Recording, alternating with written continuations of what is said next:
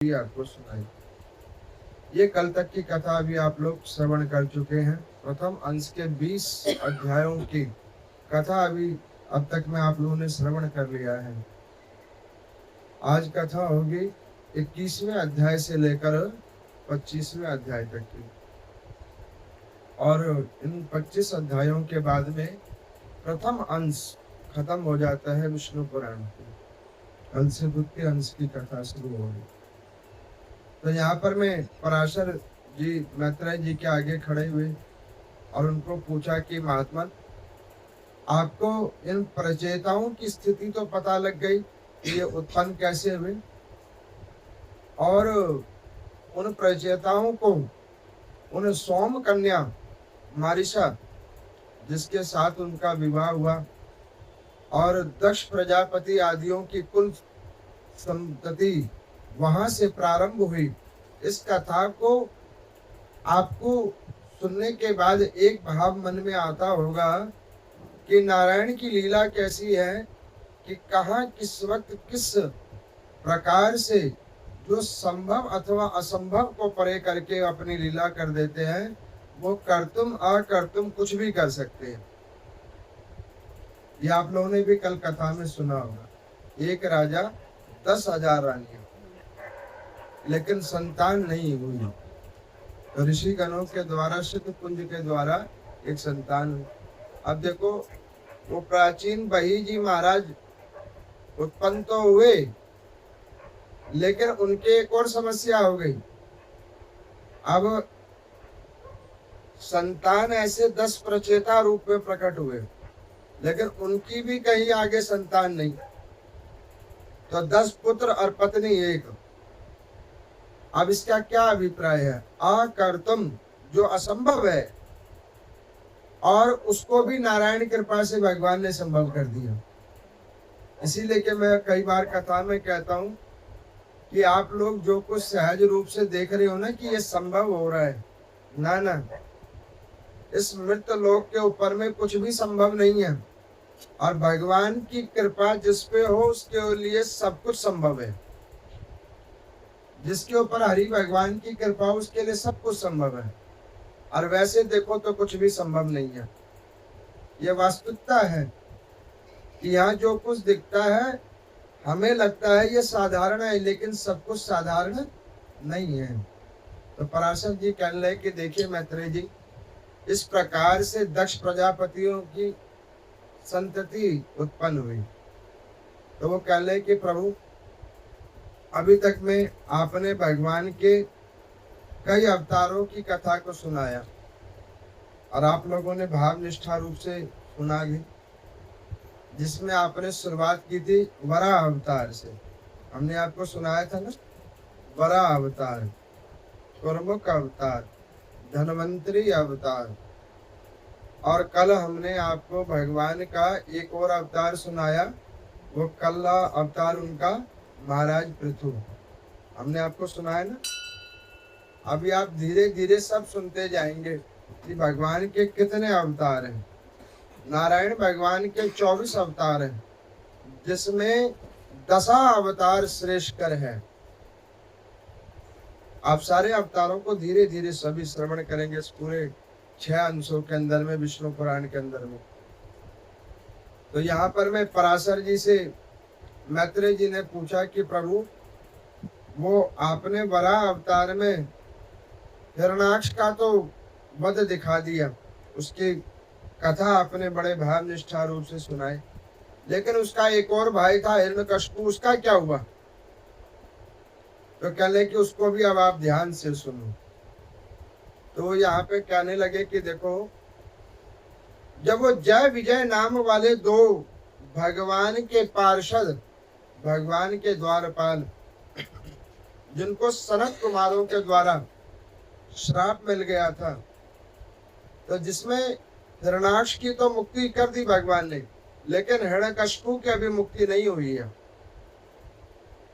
अब वो मानवीय शरीर को, आसुरीय शरीर को लेकर मृत लोक के ऊपर में अपने भाई की मृत्यु का प्रतिशोध लेने की जिज्ञासा से अब वो दर दर भगवान श्रीमन नारायण को ढूंढने लगा।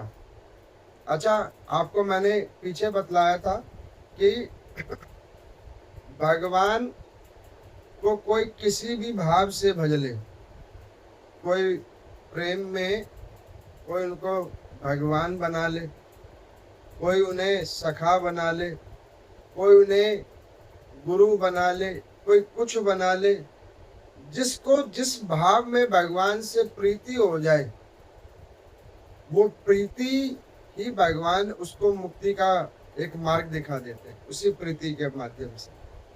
कहने का अभिप्राय, ऐसी प्रीति जिसमें केवल और केवल नारायण की छवि उस जीवात्मा के मन में छप जाए। अब आप इसको सहज रूप में समझिए, किसी की किसी से मित्रता है तो उसको मित्रता में उसको खाली उसको अपने मित्र के ही बारे में समझ में आएगा, वो ऐसे अच्छा है, वो वैसे अच्छा है, उसमें उसके अवगुण भी उसको अच्छे नजर आएंगे। उसी के विपरीत किसी की बड़ी किसी से दुश्मनी है, शत्रुता है, तो उसको शत्रुता में भी पूरे दिन खाली वही शत्रुता वाली बात नजर आएगी उसके प्रति। अब इन दोनों विषयों में देखो गहन चिंतन है, घनिष्ठ मित्रता में भी और घनिष्ठ शत्रुता में भी। वो जो गहन चिंतन है वही वास्तविक नारायण का स्वरूप है।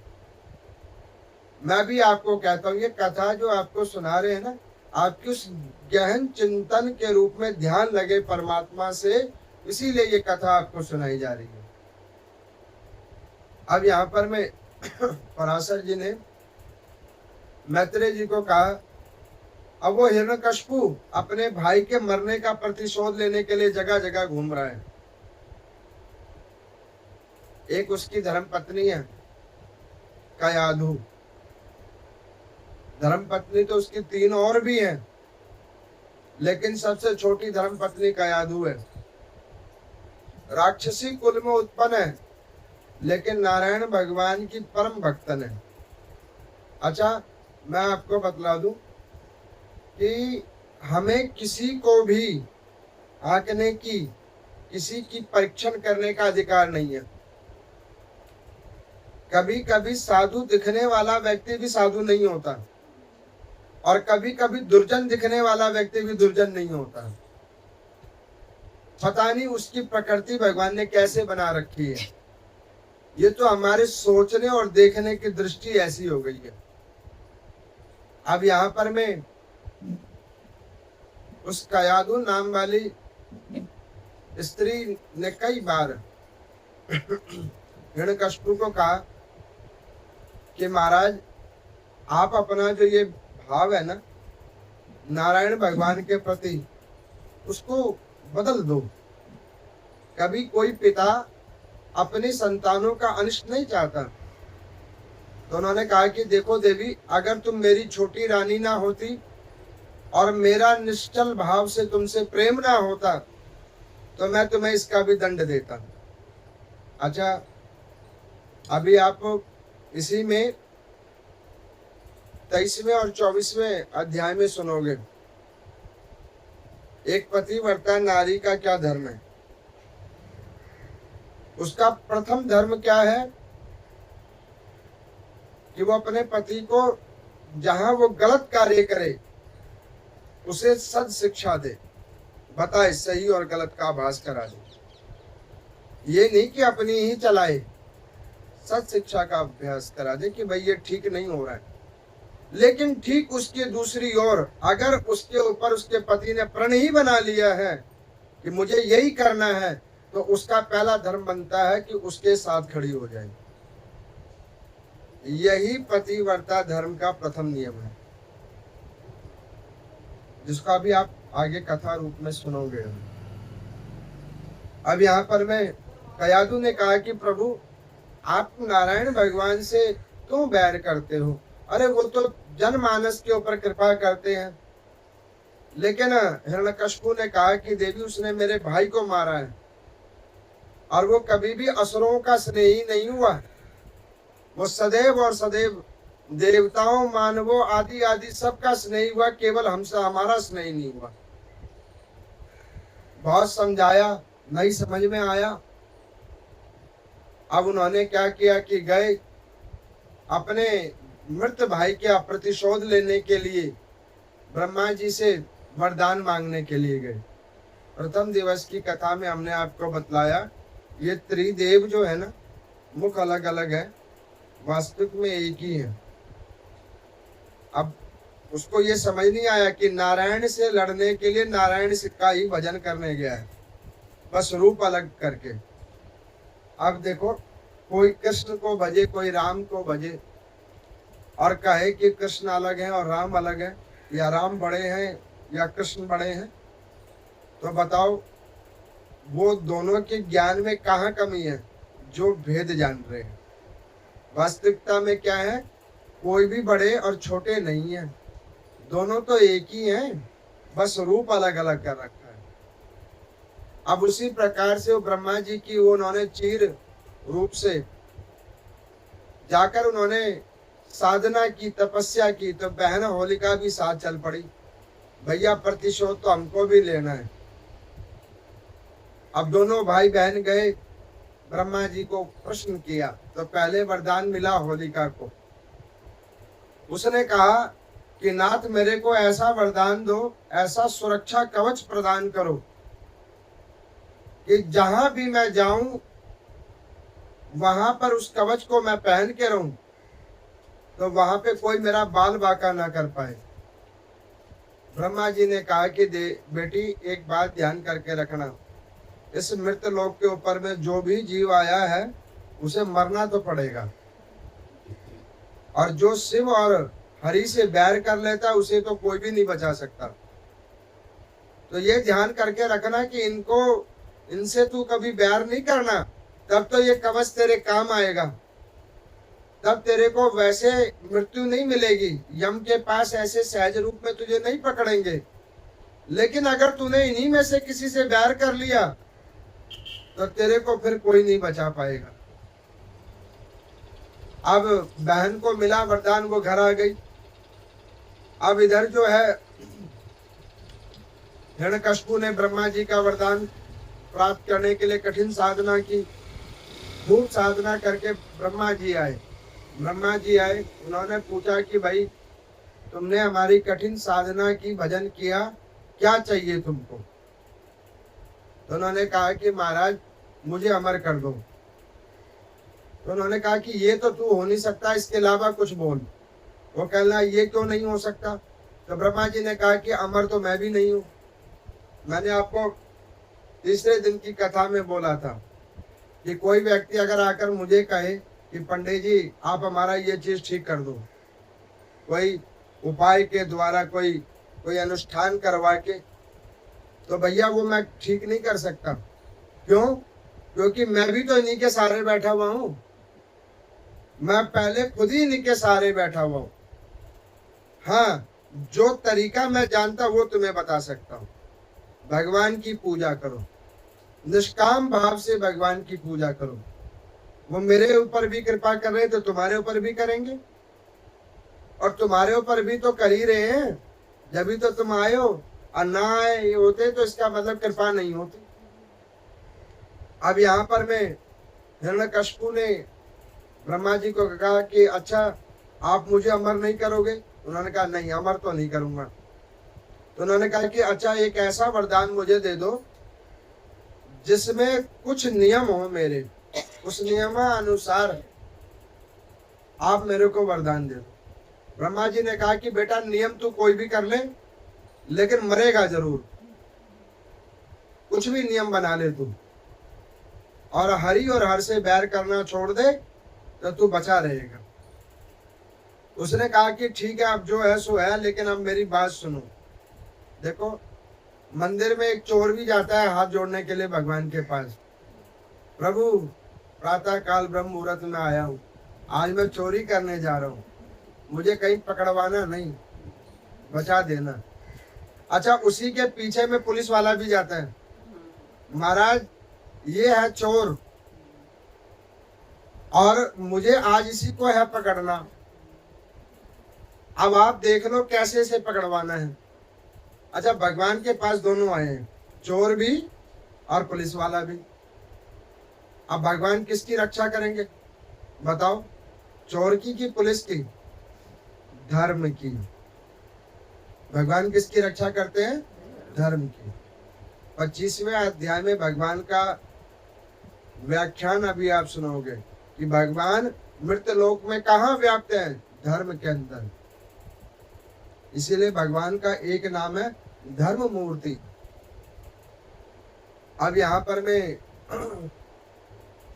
हिरण्यकशिपु ने कहा कि ठीक है महाराज, अब आप अपने टर्म कंडीशन के अनुसार जो वरदान देना चाहते कोई बात नहीं, अब सुनो, मेरे को ऐसा वरदान चाहिए कि ये जो तीनों भुवन हैं इसमें देवी देवता गण, असुर गण, मानव, पशु पक्षी, जीव जंतु, औषधि, इनमें से किसी के द्वारा मैं मारा ना जाऊं, ना अस्त्र से, ना शस्त्र से, ना दिन में ना रात में, और देखिए 12 महीने के अंदर भी नहीं। ब्रह्मा जी हंसकर कहने लगे कि बेटा तू फिर मरेगा। आपको मैं बतला देता हूं, मरने से मत भागो, मरना तो 100% पड़ेगा। अगर भागना है तो अपने पाप कर्मों से भागो, जो बार बार नहीं मरना पड़ेगा। नहीं तो ये कितनी बार इससे जान बचाते हुए भागोगे। एक हमारी वृद्ध श्रद्धालु है, लगभग 80-85 साल की है। तो एक दिन हमारी उनसे मुलाकात हुई, तो मैंने उनको पूछा कि अब आपकी कोई कामना है? तो कहने लगे कि पंडित जी कामना तो एक है। मैं क्या अभी कामना खत्म नहीं हुई? तो कहने लगे कि नहीं, एक कामना है। तो हमने सोचा कि इस आयु में भगवत चिंतन बहुत किया होगा, तो कोई भगवत कामना होगी। हमने पूछा कौन सी कामना है आपकी? तो उन्होंने कहा कि पंडित जी ये जीव का मैं क्या करूं? मैं कैसे? कहने लगे कि कामना ये है कि डाइजेस्ट तो कुछ होता नहीं, लेकिन ये जो रोज नया टेस्ट मांगता है उसकी कामना है। मैं क्या माता इसकी आसक्ति तू छोड़ दे, नहीं तो ये जीव तुझे मरवा के छोड़ेगी। एक बार की बजाय तुझे कई बार मरना पड़ेगा। अब तेरी जान अटकी है गोलगप्पे में, इसीलिए तो तू अभी तक बची हुई है। न के जीव की आसक्ति तू छोड़, ये जीव की आसक्ति तुझे मरवा के छोड़ेगी। ये जीव की आसक्ति पाप को जन्म देगी और वो तुझे मार के छोड़ेगी। अब यहाँ पर भगवान ने कहा, ब्रह्म देवता ने, कि देख मरेगा तू जरूर, लेकिन अब तू देख ले तुझे क्या करना है। तो उन्होंने कहा कि आप मुझे ये वरदान दे दो, बाकी मैं अपने आप सोच लूंगा। ब्रह्म देवता ने कहा तथास्तु, जितनी आयु है उतना ही भोग पाओगे। क्या क्या चले गए। और ये सत्य बात है, जितनी आयु है उतना ही भोग पाओगे। चाहे जितना मर्जी आप संचय कर लो किसी भी चीज का, उससे ज्यादा आप भोग जाओ तो मुझे बता देना। कोई नहीं भोग पाया। जिन्होंने बड़े बड़े महल, बड़े बड़े पुर बनाए, महल तो वही है, पुर तो वही है, बंदे नहीं है। नियम है, ये भगवान का नियम है। इधर उसकी धर्म पत्नी गर्भवती थी, कयाधु, और देवताओं को पता लगा कि भाई इस दुष्ट के घर में संतान की उत्पत्ति होने वाली है। तो वो हिरण्यकशिपु को ढूंढते ढूंढते आ गए। अपने प्राणों की रक्षा करते हुए वो नारद मुनि के पास गई। नारद मुनि ने उन्हें मानस पुत्री बना लिया और कहा कि तुम यहाँ पे नारद लोक में रहो सुरक्षित होकर। अच्छा, नारद लोक में आते के साथ ही जो देवी देवतागण जो युद्ध करने के लिए हिरण्यकशिपु से गए थे, उन्होंने छोड़ दिया कयाधु को। अब ये एक बात को और दर्शाती है, जो धर्म के सानिध्य हो जाएगा, साधु संत गुरुजनों के सानिध्य हो जाएगा, भगवान के भजन के सानिध्य हो जाएगा, उससे अपने आप कला कलेश दुख रोग आदि दूर हो जाएंगे, अपने आप दूर हो जाएंगे। लेकिन आपको पहले उनके सानिध्य होना पड़ेगा। अब यहाँ पर मैं सानिध्य हो गए। देव योग से भगवान के परम भक्त प्रहलाद जी प्रकट हुए। नारद जी ने उनका नाम रखा प्रहलाद। अब जब प्रहलाद नाम रखा, प्रहलाद जी ने ज्ञान विवेक को प्राप्त किया, तो उन्होंने सर्वप्रथम नारद जी को पूछा कि आप कौन हो। तो उन्होंने कहा कि देखो, कोई मुझे ऋषि कहता है, कोई मुझे मुनि कहता है, कोई नारायण का मन कहता है, तुम मुझे जिस भाव में देख लो मैं वही हूं।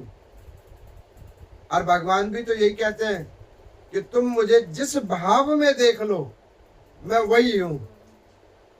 कोई भगवान को भगवान के रूप में देख ले, कोई सखा के रूप में देख ले, कोई गुरु के रूप में देख ले, भगवान वही बन जाते हैं।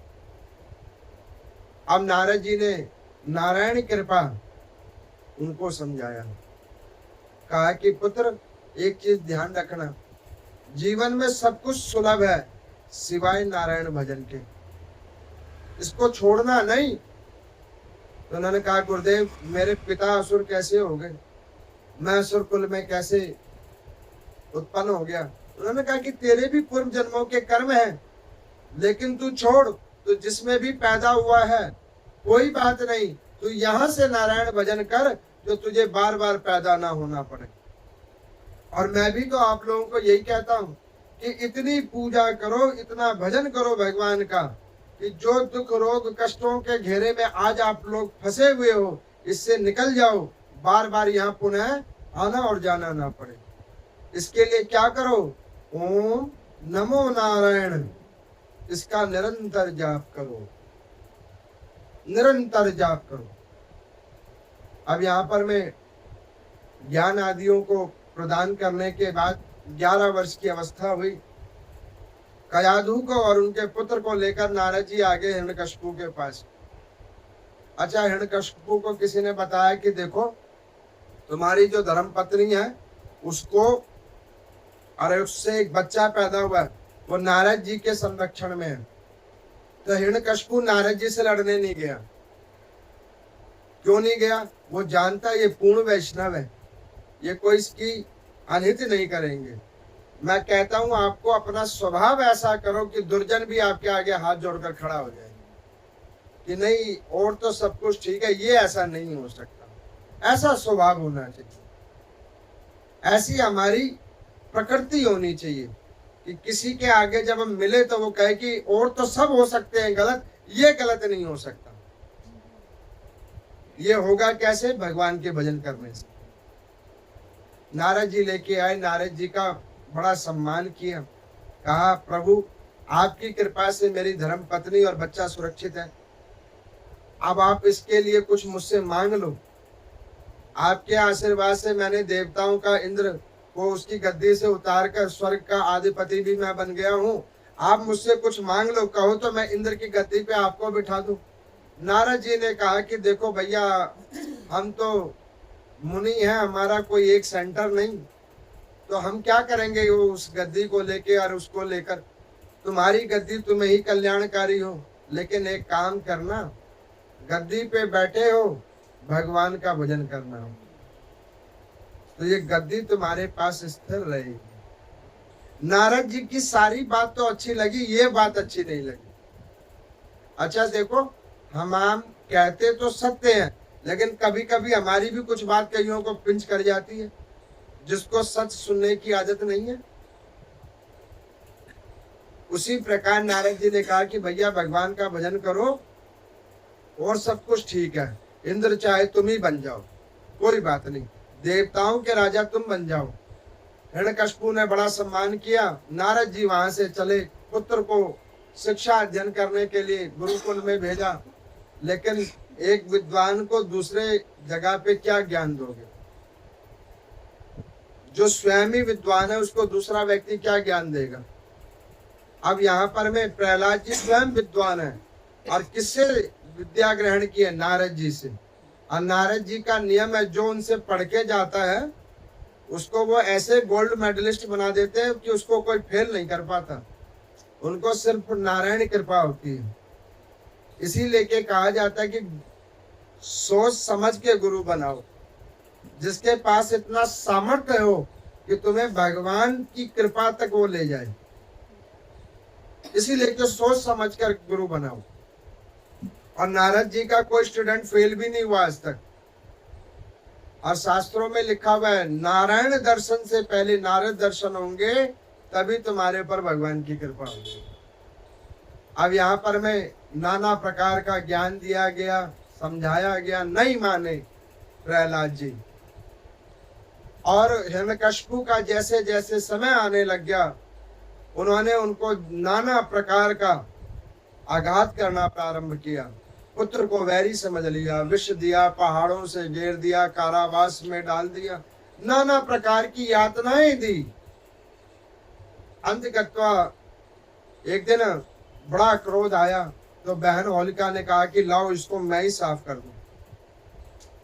गई होलिका ने एक लकड़ियों का ढेर लगवाया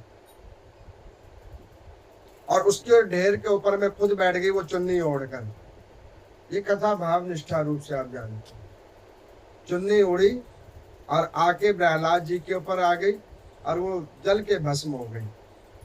जब जलने लगी तो ब्रह्मा जी को पूछा कि महाराज ये क्या हुआ? तो उन्होंने कहा कि तुम्हें कहा था ना, ये धन राजी पुत्र आदि जो तुझे प्रदान किया है, ये तेज शक्ति पुंज जो आप लोगों को प्रदान किया है सत्कर्म करने के लिए, जिस दिन इसका दुरुपयोग करोगे यही वस्तुएं विष के समान हो जाएंगी आपके लिए, और जो मिला है वो हाल आपसे छूट जाएगा, वो रुकेगा नहीं आपके पास।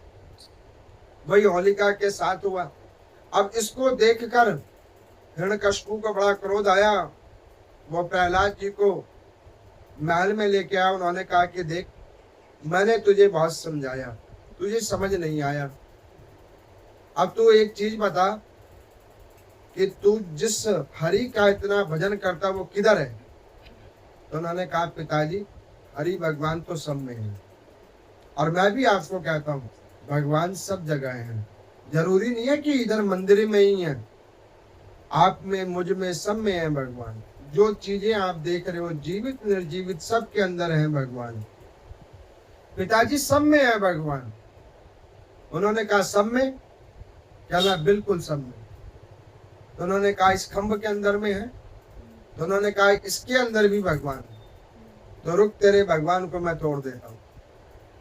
गए, उन्होंने खंभ को लिया और जैसे तोड़ा तो खंभ से नरसिंह भगवान प्रकट हुए। बोले नरसिंह भगवान की जय। अब उन्होंने क्या किया, प्रहलाद जी को उठाया और हिरण्यकशिपु को एक तरफ से देखा, प्रहलाद जी को उठाकर एक कोने में कर दिया। मैंने कल कहा था ना, भगवान क्यों आते हैं? भक्तों के ऊपर कृपा करने के लिए। आज भक्त के ऊपर कृपा करने के लिए भगवान आए हैं। उसके विश्वास को दृढ़ करने के लिए आए हैं कि जो मेरा भजन करता है, जो मुझ में विश्वास करता है, मैं उसके लिए कुछ भी करने के लिए तैयार हो जाता हूं। ये भगवान अपने भक्तों के ऊपर अनुग्रह करने के लिए किसी भी रूप में आ जाते हैं, किसी भी भाव पे आ जाते हैं। भगवान आए, हिरण्यकशिपु के जो वर मांगा था उस वर के अनुसार दिन रात के बीच मध्य समय में, इस अधिक मास के अंदर में, नखों के द्वारा, ना घर के अंदर ना घर के बाहर, उसको मुक्ति प्रदान कर दी। प्रहलाद को अनंत सुख का वरदान दिया। अब ये अधिक मास तब से प्रकट हुआ। 33 महीनों का बाद में जो एक माह आता है वो होता है अधिक मास। इसीलिए के 33 चीजों का दान होता है। आपको समझ में आया कि भाई 33 ही चीज का क्यों दान हो रहा है? 33 माह के बाद, और उस 33 माह में एक वैष्णव, एक भक्त भगवान के आगे वस्तु विशेष को लेकर निवेदन करता है कि हे नाथ, मैं रोज तो मंदिर नहीं जाता, मैं रोज आपकी कथा भी नहीं सुनता, अरे रोज तो मैं दान आदि कर्म भी नहीं कर पाता, लेकिन मैं इन 30 दिनों में उस 33 माहों का जो मुझसे भाव निष्ठा बन पा रहा है वो मैं कर रहा हूँ। आप उसको स्वीकार करो और मुझ पे अपनी कृपा करो, ताकि मैं ऐसे ही सत्कर्म करता रहूं। यहाँ पर पराशर जी को, मैत्रेय जी को कहते हैं कि भक्त के पराधीन होकर भगवान ऐसे भी करने को तैयार हो जाते हैं। अब आपको मैं किसके ऊपर भार सुनाता हूँ। एक बार एक सिद्ध योगी थे, ऐसे सिद्ध योगी जो पूरे दिन में 1.25 लाख जय श्री हरि जय श्री हरि जय श्री हरि नाम संकीर्तन करते, 1.25 लाख बार एक दिन में। अच्छा, वो महात्मा जी किसी से नहीं मिलते, ना किसी से मिलते और ना किसी के पास वो जाते। जिस दिन उनको भिक्षा आदि की कामना होती, सुधा की कामना होती, तो जो वृक्षों के नीचे गिरते पत्तियां होती, फल होती, उसको उठाते, धोते और उसको ग्रहण करके अपने शरीर को सुरक्षित करते। इसके अलावा वो याचना करने भी कहीं नहीं जाते। क्यों? भजन कम ना हो जाए। अब देखो हमारी क्या स्थिति है, सारे काम हो जाएंगे लेकिन पूजा नहीं होगी। आप पूछ लो किसी को, टाइम है? नहीं। अच्छा, घर पे क्या कर रहे हो? फोन चला रहे हैं। लेकिन पूजा के लिए टाइम है? वो नहीं है। क्यों भाई, पूजा के लिए क्यों नहीं टाइम है? क्योंकि मन में भगवान का स्थान उस स्थान पे नहीं रखा ना। भगवान का स्थान रखा है नीचे और अपना और ये संसारिक कर्मों का स्थान रखा है ऊपर, तो टाइम होगा कैसे? अब यहाँ पर वो किसी से नहीं मिलते महात्मा, अपने कुटिया के अंदर रहते, पूरे दिन 1.25 लाख संख्या में वो जय श्री हरि जय श्री हरि जय श्री हरि ऐसे नाम का संकीर्तन करते। बहुत समय कल्प बीता। एक दिन देव योग से उन महात्मा जी ने क्या किया कि ब्रह्म मुहूर्त में उठे, सुधा की जिज्ञासा हुई, भूख लगी, तो वो वृक्ष के नीचे में गए गिरे हुए फलों को उठाने के लिए। तो वो फलों को उठाते उठाते उन महात्मा जी का हाथ एक सर्प के ऊपर पड़ गया, और उस सर्प के ऊपर जैसे हाथ पड़ा तो उस सर्प ने आकर उसको महात्मा को डस लिया। अब कोई यहाँ पे सोचे कि जिसने इतना असंख्य भजन किया हो, इतना नाना प्रकार का नाम जाप किया हो, तो भगवान ने उसकी रक्षा नहीं करी। वो आते, क्योंकि सर्प में भी तो भगवान है, वो रोक देते उसको। लेकिन उन महात्मा को सर्प ने काट लिया। सर्प ने काट लिया। जब सर्प ने काट लिया, उन्हें पता लग गया कि सर्प ने मुझे काट लिया है, तो वो आए अपने कुटिया के अंदर। कुटिया के अंदर आए, उन्होंने कहा कि वाह प्रभु, दर्शन देना था तो पहले अपने गण से दर्शन दिलवाया। आपको मेरे भजन में कोई कमी तो नहीं लगी? भक्त ऐसा होना चाहिए, अपनी हर परिस्थिति में भगवान का शुक्रिया अदा करे। भक्त वो होना चाहिए। भक्त वो नहीं होना चाहिए जो जाकर खाली कंप्लेंट करे, आपने मुझे ये नहीं दिया, आपने मुझे ये प्रदान नहीं किया। भक्त वो होना चाहिए जो हर स्थिति में जाकर भगवान को शुक्रिया अदा करे कि प्रभु आपका बहुत बहुत धन्यवाद है, आपने इस काबिल तो मुझे समझा। अब वो गए नारायण भगवान को कहने लगे कि नाथ, अब ये सर्प ने तो मुझे काट लिया है, इसका विष धीरे धीरे व्याप्त हो रहा है। आज की संख्या पता नहीं मुझसे पूरी होगी कि नहीं होगी। मैं तो और आपसे कोई कामना भी नहीं करता कि आज की संख्या मेरी पूरी होगी कि नहीं होगी। अब आप देख लो, संख्या पूरी करानी हो तब तक तो ये विष को रोक दो, और नहीं तो जो आपकी इच्छा, जो आपकी राजी हो, हम उसी में राजी हैं, जो आपकी राजी हो। अब वो बैठ गए नारायण भगवान के पास में, जल्दी जल्दी जल्दी जल्दी संख्याओं को पूरा कर रहे हैं, नित्य नेम। मैं इसीलिए के कहता हूं अपना नित्य नेम मत छोड़ो। क्या पता वो नित्य नेम भगवान को अच्छा लगता हो, क्या पता उसी नित्य नेम के सहारे तुम्हारा उद्धार होता हो।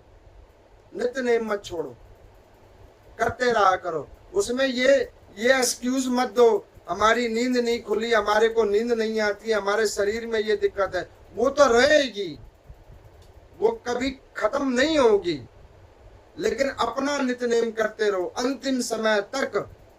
क्या पता भगवान को उसी के ऊपर करना आ जाए, उद्धार वैसे ही वो कर दें। अब यहाँ पर मैं वो बैठ के माला लेकर पैर से विष चढ़ना शुरू हुआ, धीरे धीरे धीरे धीरे धीरे धीरे विष बढ़ता गया, कंठ तक विष आ गया।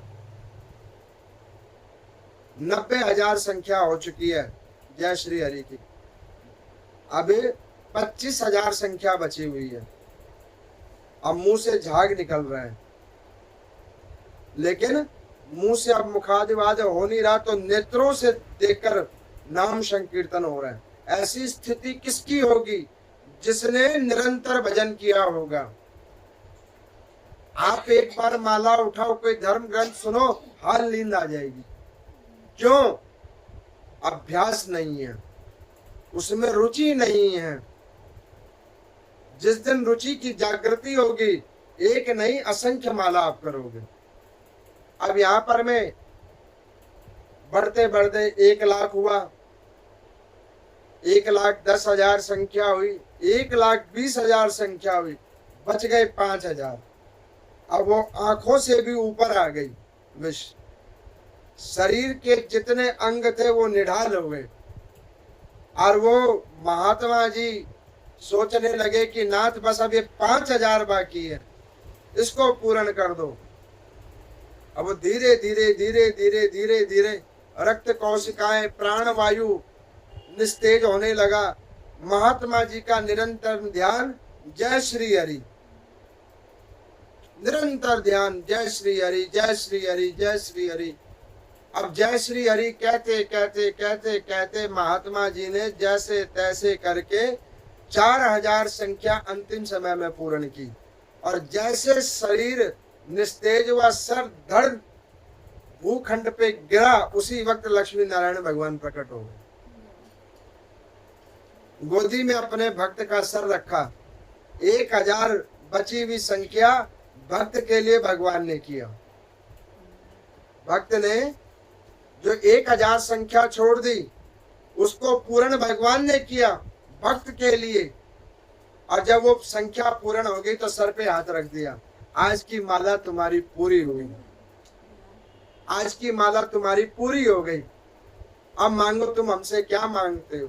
उन्होंने कहा कि नाथ इतनी कृपा करना कि मैं जहां भी रहूं, जैसे भी रहूं, मैं आपका केवल भजन करता रहूं। भगवान को अति प्रिय हुआ। उन्होंने कहा कि बेटा अब तू मृत्यु लोक में नहीं, तू चल बैकुंठ लोक में, वहां निरंतर तू नाम जप करते रहना।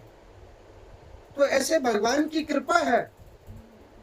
प्रहलाद जी के ऊपर कृपा करके भगवान नरसिंह अवतार लेकर, भगवान बोले नरसिंह भगवान की जय, बैकुंठ को गए। प्रहलाद जी को कह गए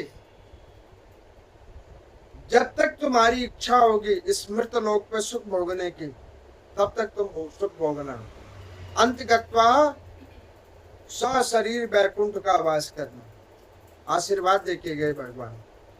यहाँ पर पराशर जी से मैत्रेय जी ने पूछा कि नाथ, ये प्रहलाद जी के चरित्र के बाद, हिरण्यकशिपु के उद्धार होने के बाद, ये पुरुषोत्तम मास को बना देने के बाद और क्या हुआ, इन वंशों में क्या हुआ।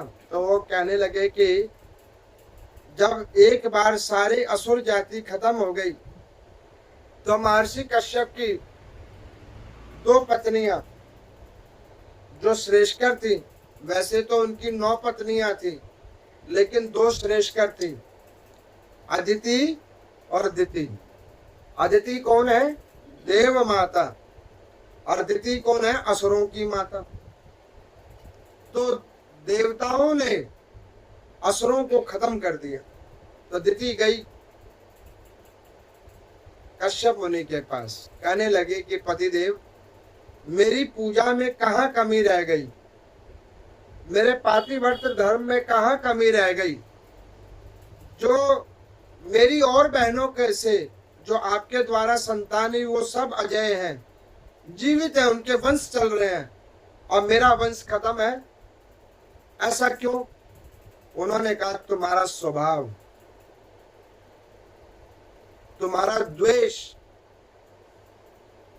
इस वजह से तुम्हारे कोई बसता नहीं। तो उन्होंने कहा कि आप तो स्वयंभू नारायण स्वरूप हो, अब आप कृपा करके मेरे ऊपर ऐसी कोई कृपा कर दो जिससे मेरी भी संतति चले, मेरे भी कुछ बच्चे बच जाए। उन्होंने कहा कि सुनो, 100 वर्ष तक कठिन तप साधन करो, जिसके फल से तुम्हें संतान होगी, और वो संतान अजय होगी। नियम बताए। क्या नियम बताए? अब उसको ध्यान से सुनिए। नारायण उपासन, पहला नारायण उपासन, नारायण की उपासना करना। दूसरा नियम, ईर्ष्या मत करना किसी से, किसी से भी ईर्ष्या नहीं करना, किसी से द्वेष नहीं करना, और परोपकार परम धर्म, इसको सत्य जानकर इसमें पूर्ण निष्ठा और विश्वास करना, और एक समय भोजन करके नाम का सहारा लेकर अपने जीवन को ऐसे व्यतीत करते हुए हरि के श्री चरणों में लगाना, तो तुम्हारे वो पापों को माफ करके तुम्हें उत्तम संतान प्रदान कर देंगे। अब यहाँ पर मैं उनको नियमावली बतलाया गया, जो इस विष्णु पुराण के 24वें अध्याय में लिखा हुआ है। एक पतिव्रता नारी के क्या नियम है, और उसको भगवान के आगे पूजा करने के क्या नियम है, उसके अभी नियम बतलाया, जिससे उसे सौभाग्य प्रदान होगा, उसका कल्याण होगा। तो नियम नंबर प्रथम, जो महिला अपने घर में सर्वप्रथम उठती है पति से उठने से पहले, वो सबसे पहले सौभाग्य को प्रदान करती है, पति के उठने से पहले। और आजकल तो विपरीत होता है, कई हमारे ज्ञानी पुरुष जन है, वो स्वयं ही बैटरी बना के पहुंच जाते हैं, ये लो जी चाय पी लो, और वो बैटरी पी के तब वो उठते हैं, तो फिर उनके ऊपर कैसे हरि भगवान की कृपा होगी, जब सुबह सुबह नारायण का ही अपमान हो रहा है। वो बेचारे नारायण जी गए हैं चाय बनाने के लिए, और धर्म पत्नी जी को दे रहे हैं बेड के ऊपर में, तो उनके ऊपर कृपा कैसे होगी? देखो, लक्ष्मी जी नारायण भगवान की चरण सेवा करेंगी तो कल्याण होगा, और नारायण भगवान ही जाएंगे लक्ष्मी जी की सेवा करने के लिए, तो कैसे कल्याण होगा? तब तो कल्याण नहीं होगा, तब तो फिर नुकसान होगा। दूसरा नियम, बगैर स्नान किए देव स्थल अन्य क्षेत्र में प्रवेश नहीं करना चाहिए। तीसरा नियम, केश का जल, नख का जल, दांतों से निकला हुआ रज, नेत्रों से निकला हुआ रज, नासिका से निकला हुआ रज, इसको स्पर्श करके देव पितर को कोई कार्य करोगे तो वो फलित नहीं होगा। अच्छा, आजकल तो ये ट्रेंड में हो गया है खुले बाल करके चलना, हमारी छोटी छोटी बहन बेटियां भी करती हैं, और उनको देख के माताएं बहनें भी करने लग गई हैं, जबकि ये शास्त्र सम्मत नहीं है। सौभाग्य कम हो रहा है आपका, ये ठीक चीज नहीं है, लेकिन समय के अनुसार सब कर रहे हैं। अच्छा, एक चीज देखो, मेरी बात का बुरा नहीं मानना आप लोग, अब मान लो तो भी कोई बात नहीं। आजकल मैं देखता हूं कि दूसरे संप्रदाय की जो माताएं बहनी हैं, वो अपने नियम की पक्की हैं, वो काला बुर्का पहन के ही चलेंगी। हमारी वाली को कोई कह दे अरे मंदिर में आइयो, कम से कम सर तो ढक लो, बस देखो लड़ाई शुरू। पंडित जी आप यही देते रहते हो, किसका सर ढका है किसका नहीं ढका है, ये नियम बताते हो आप। और उनके में कोई कहेगा ना कंपनी वालों से लड़ जाते हैं। आपने देखा था न्यूज में आया था, टीका लगाना, कलावा पहनना अलाउड नहीं है, लेकिन बुर्का अलाउड है। आप देखो हमारे कैसे मूर्ख लोग हैं, धर्म को छोटा और अधर्म युक्त वाली चीजों में, हाँ हाँ, अरे यही तो वेस्टर्न है, यही तो एजुकेटेड व्यक्ति की पहचान है। ऐसे एजुकेटेड होते हैं। अरे तुमसे अच्छे तो इलिटरेट है, जो अनपढ़ गवार है, जो कम से कम जानते तो हैं कि सही और गलत क्या है। अब यहां पर में चौथा नियम उन्होंने बतलाया, प्रातः काल और संध्या काल नहीं सोना, प्रातः काल और संध्या काल भोजन नहीं करना, बगैर भगवान को भोग लगाए हुए किसी को भी अन्न प्रसाद नहीं देना। ये नियमों को बतलाया। आदि आदि करते हुए 21 नियमों को महर्षि कश्यप जी ने दिति जी को बतलाया। अब मैं वो सारे नियम बताऊंगा तो आधे लोग तो कहेंगे कि पंडित जी ऐसी कथा मत सुनाया करो, तो इसलिए कि जो मेन थे वो मैंने आपको समझा दिए। अब नियमों को देखने के लिए, उसमें सहायता करने के लिए अदिति के श्रेष्ठ पुत्र देवराज इंद्र जी को कहा कि बेटा तुम अपनी छोटी माँ का ध्यान रखो और इनके ऊपर में पूर्ण निष्ठा से ये ध्यान करके रखना, इनका कोई नियम भंग ना हो। और बाहर निकलते वक्त बेटे को कह गए कि ध्यान करना, इसकी प्रवृत्ति तो असुरीय ही है, ये कोई ऐसा अनिष्ट काम ना करे, उसका सही से ध्यान करना। अभी पति देव समझा के गए हैं। कुछ ही समय के बाद नारायणी कृपा अनुसार, पति के शक्ति पुंज के अनुसार दिति गर्भवती हुई, और गर्भवती हुई तो उसके गर्भ के अंदर में एक अंडकोश उत्पन्न हुआ। जिस दिन अंडकोश उत्पन्न हुआ उसने उसी दिन भगवान का पूजन करना छोड़ दिया, पति के बताए हुए नियम को करना छोड़ दिया। भाई काम तो हो गया हमारा, अब क्या करना है, सब छोड़ दिया। इंद्र गए पिताजी के पास, पिताजी ये क्या हो गया, माताजी ने तो नियम वियम सब छोड़ दिया, मैं उनका संतान बराबर हूँ, मैं उनको कुछ कह नहीं सकता, आप बताओ मैं क्या करूं। तो उन्होंने कहा कि बेटा एक काम करो कि तुम, जब इसकी बुद्धि ठीक नहीं हो रही और ये अनिष्ट कर्म करने के लिए ही ऐसे कर रही है, तो तुम एक काम करो, कुछ ऐसा कर्म करो जिससे इसकी कामना भी पूरी हो जाए और अनिष्ट संतान भी उत्पन्न ना हो। तो उन्होंने कहा ठीक है पिताजी। अब इंद्र ने अपना शिष्ट रूप बनाया, मुख के द्वारा वज्र को लेके गए दिति जी के गर्भ में, और उन्होंने क्या किया, उसके 7 खंड कर दिए अंडकोश के वज्र से। तो वो वज्र के खंड करते के साथ वो अंडकोश रोने लगे, उसमें 7 बच्चे उत्पन्न हो गए, वो रोने लगे। तो उन्होंने कहा कि मत रो, माँ रुदन। क्या कहा, माँ रुदन, संस्कृत का शब्द है माँ रुदन। माँ रुदन का अभिप्राय क्या है, मत रो, माँ रुदन। अब वो माँ रुदन कहा, वो और तेज रोने लग गए। तो उन्होंने क्या किया, हर खंड के 7-7 खंड कर दिए, तो कितने हो गए, 49। अब उनका नाम रख दिया मरुदगण। लेकिन पिता की इच्छा है कि संस्कारी बन जाए और ये बचे रह जाए। तो उन्होंने क्या किया कि इंद्र ने अपने साथ ही उन 49 भाइयों को निकाला माता के उदर से, और उनका जन्म करा के उनका नाम रख दिया मरुदगण। क्या नाम रख दिया, मरुदगण। और मरुदगण नाम रखवाने के बाद उनको अपने संरक्षण में रख दिया।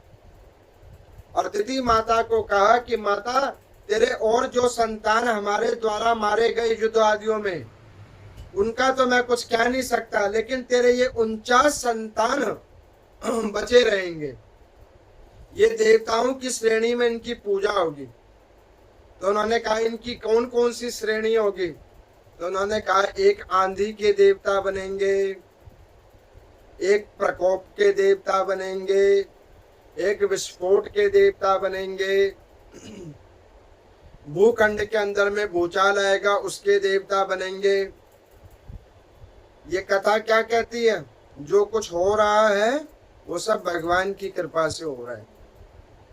उसको प्रकट करवाने के लिए भी भगवान ने देवता रखे हुए हैं। जब भी प्रकट हो रहा है, ऐसे प्रकट भी नहीं हो रहा। तो इस प्रकार से पराशर मुनि मैत्रेय जी को कहने लगे कि ये मरुदगण प्रकट हुए। आप लोगों को कथा समझ आ रही है? अच्छा, मैं पूछता नहीं हूं तो आप लोग सर भी नहीं हिलाते हो। आ रही है समझ? कोई ऐसा तो नहीं भूल गया हो सारी बात? मैं इधर से सुनाता जा रहा हूं, उधर से साफ होता जा रहा है। अभी तो नहीं हो रहा ना? समझ आ रहा है? अच्छा, एक चीज बताओ, 1 घंटा लगभग होने को आ गया है। मैं जो सुनाता हूँ आप पर पल्ले पड़ती है कि नहीं? पड़ती है? भाई सरल भाषा में ही सुनाता हूँ, पड़ती है। चलो, इसका क्या प्रभाव पड़ेगा आप लोगों के ऊपर बताओ? भगवान का भजन करोगे, हरि भगवान की कथा सुनकर हरि भगवान में विश्वास करोगे और निरंतर क्या करोगे? भगवान का भजन करोगे। अंतिम अध्याय 25वें अध्याय में पराशर मुनि कहते हैं कि हे मैत्रेय जी, भगवान ने इस जगत का जो सृष्टि को उत्पन्न किया तो उसमें उन्होंने विभूति रूप में प्रकट हुए। तो उन्होंने पूछा कि भगवान की क्या विभूति है? तो भगवान कहने लगे कि जो सृष्टि में तुम्हें जिधर भी तेज नजर आए, जहां पे भी तुम्हें समृद्धि नजर आए, प्रेम सुख शांति नजर आए, वहां पे मैं हूं। तेजों में तेज सूर्य में हूं, धर्म में धर्म सनातन धर्म मैं हूं, नदियों में नदी गंगा मैं हूं, भूखंडों में भूखंडों श्रेष्ठ मृतलोक मैं हूं, ये पृथ्वी लोक मैं हूं, प्राणियों में प्राणियों श्रेष्ठ नर रूपी मैं हूं। यहाँ पर भगवान ने कहा कि जहां भी जैसे भी जो जिस रूप में देख रहा है वो सब कुछ मैं हूं। मैं और मेरे में ये संसार है। ये नारायण भगवान की व्याख्यान है। यहाँ पर वो कह रहे हैं, पराशर मुनि कहते हैं मैत्रेय जी को, जो जीव इस भुवनों के अंदर में उत्पन्न हुए हैं वो विश्वास करके बैठे तुम्हारे साथ नारायण भगवान हैं। हर क्षण हर वक्त हर स्थिति हर परिस्थिति में तुम्हारे साथ नारायण भगवान है।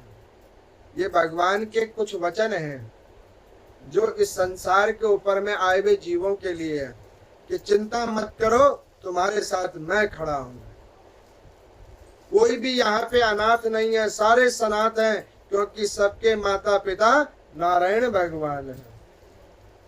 तो ये आज हमने आपको 21 नंबर से लेकर 25 नंबर तक की अध्यायों की कथा सुनाई। प्रथम अंश का यहाँ पे संपूर्ण हो जाता है, जिसमें हिरण्यकशिपु नरसिंह भगवान के अवतार प्रहलाद के ऊपर कृपा, अधिक मास कैसे उत्पन्न हुआ आपको सहज रूप में समझ में आ गया। 33 चीजों का दान क्यों होता वो भी समझ में आ गया होगा। उसके बाद में फिर भगवान के द्वारा उनकी कृपा पात्र को प्राप्त करके अदिति के यहाँ मरुद गणों की उत्पत्ति और बाद में भगवान का अंतिम उपदेश इस प्रथम अंश में जो पराशर मुनि मैत्रेय जी को बताते हैं कि कोई भी अविश्वास अपने मन में ना रखे, सबके ऊपर कृपा करने वाले नारायण भगवान हैं। अब आज के अधिक मास के दान पे आते हैं। आज जैसा मैंने आपको बतलाया था, आज क्या है? काले चने। और कल का क्या है दान? राजमा। राजमा की दाल जो होती है वो कल का अधिक मास का दान है। तो इस प्रकार से भाव निष्ठा रूप से इस पवित्र मास के अंदर में जो भी कोई नारायण भगवान की इन कथा